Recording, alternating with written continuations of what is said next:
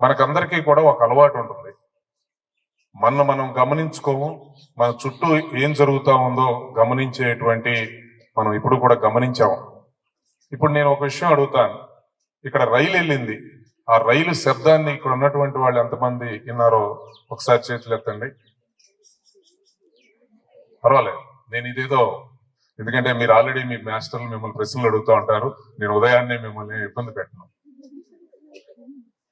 అదే నేను చెప్తా ఉంది, మనం గమనించుకోవటంలో కానీ, మన పరిసరాలను గమనించుకోవటంలో కానీ, మనందరికీ ఉన్నటువంటి పని ఒత్తిడి అనుకోనివ్వండి, లేదా ఇతర వ్యాపకాల వల్ల మనందరం మిస్ అవుతూ ఉంటాం. దాన్నే యోగాలో మీకు నేర్పిస్తారు. యోగా అంటే ప్రత్యేకమైనటువంటిది ఏం కాదు. మనందరికీ తెలుసు, శారీరకమైనటువంటి ఫిజికల్ ఫిట్నెస్ ఉండాలి. ఫిజికల్ ఫిట్నెస్ ఉండటం కోసం చాలా మంది చెప్తా ఉంటారు, మీరు కూడా చాలా మంది ఆ విధంగా ప్రయత్నం చేస్తూ ఉంటారు. సరే, వయసు పెరిగిన కొద్దీ జిమ్కి వెళ్ళేవారు, ఇక్కడ ఉంటే ఆటల్లోనూ ఇంకో దగ్గర పార్టిసిపేట్ చేసేవారు, ఇలా ఉన్నారు.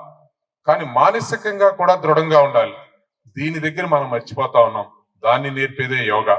శారీరకంగా మానసికంగా మీరు ఎప్పుడైతే దృఢంగా ఉంటారో మీ యొక్క ఆటోమేటిక్ గా మీ విజయం వైపు మీరు ప్రయాణం చేస్తున్నారని అర్థం.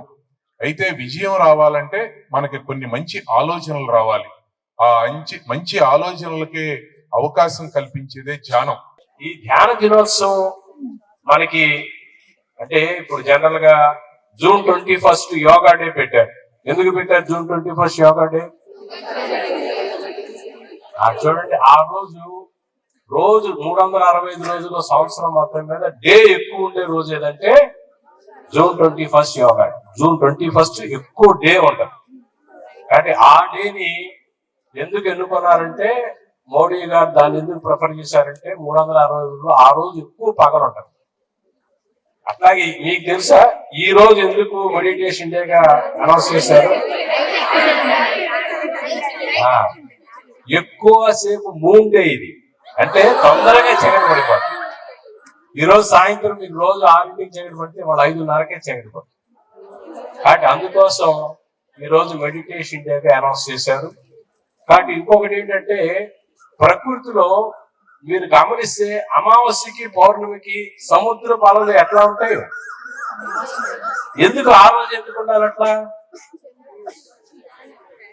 ఎందుకనే ఆ ప్లానెట్స్ యొక్క ప్రభావం వల్ల కొన్ని ఎనర్జీస్ కొన్ని దగ్గరగా వచ్చినప్పుడు చాలా ఎక్కువగా ఉంటాయి. కాబట్టి అమావాస్యకి పౌర్ణమికి ప్రత్యేకంగా ఎందుకు అలలు ఎక్కువగా ఉంటాయి అంటే, ఆ సమయంలో ఎనర్జీస్ ఎక్కువగా ఉండటం వల్ల అలల యొక్క ప్రభావం కూడా ఎక్కువగా ఉంటుంది. అలాగే కొన్ని ప్రత్యేకమైన దినాల్లో మనం ధ్యానం చేయటం వల్ల ఎనర్జీస్ చాలా ట్రెమెండరస్ గా మనం తీసుకోవడానికి అవకాశం ఉంది.